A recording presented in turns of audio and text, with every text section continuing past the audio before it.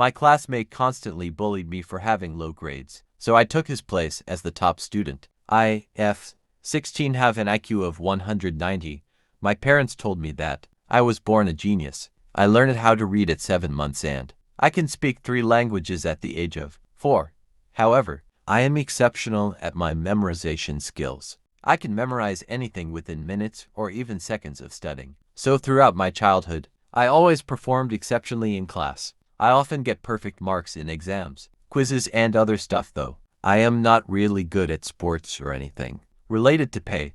The kids in my class thought that my being a genius was uncool because I was always the top one, never letting anyone score higher than me. I was treated as a nerd, but I guess I acted like one, so when I went to high school, I decided to hide my intellect. I didn't want to be named the genius, and I certainly do not want to be called a nerd again. During the first week, our math teacher, Miss Saunders, gave us an initial test to test our skills. I already knew the answers with a minute, but I decided to write the wrong answers. Right after the test, I got the lowest score in the class. On the other hand, James got the highest mark with only 2 mistakes. He began bragging about being the top scorer, but no one really cared. For the next months, I made new friends and continued to change my answers on purpose, but James also started bullying me, always insulting me for having the lowest scores in class. He looked at himself as if he were a king, just because he was the top student in the class and everyone hated him for it. During our card giving, my teacher, Mr. Green, called my parents for a meeting.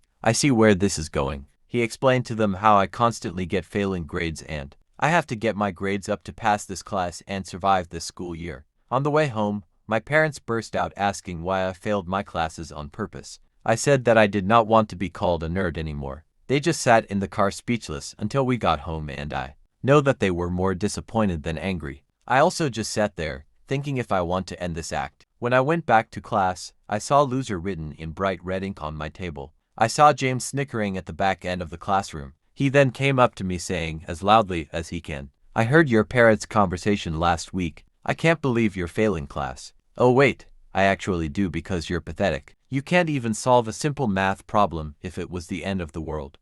At that point, I lost it. I wanted to punch him and knock him out, but I just stood up there smiling. I don't want to stoop down to his level. I am going to beat him in my own game. The next day, we had a test to take. Miss Saunders said that she makes all her students take this every year, but no one has gotten a score higher than 60%. Her biggest bet is James, who she thinks would break this record. I saw James in his seat, smirking as if he knew that he was going to ace this test. When we were handed the test, I already answered the front page just by looking at it. The next page was also very easy and it has only been 5 minutes. However, when I looked at the last page, I knew something was wrong. This isn't some high school level test. This would even be hard for mathematicians. However, I've been studying problems like this since I learned math, which was when I was 2. From simple topics like trigonometry to calculus, I was able to solve these problems in around 10 minutes. When I looked around, I saw my classmates utterly confused. They were barely finished at the first page, and I also saw James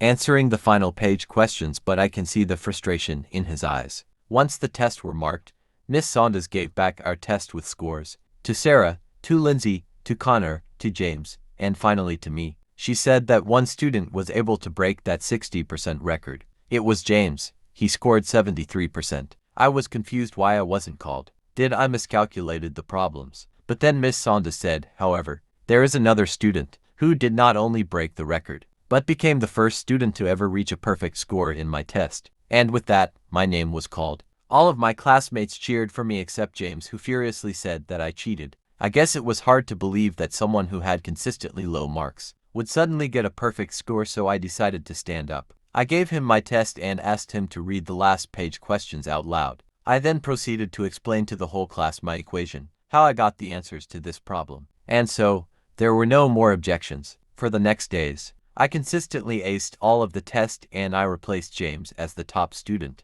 My fear of losing my friends fortunately did not happen. I realized that being a genius is not my fault, so that should not be a reason to hide my true ability. As long as I have true friends, there is no need to hide who I truly am. For James, he actually stayed out of my way except for the occasional homework questions.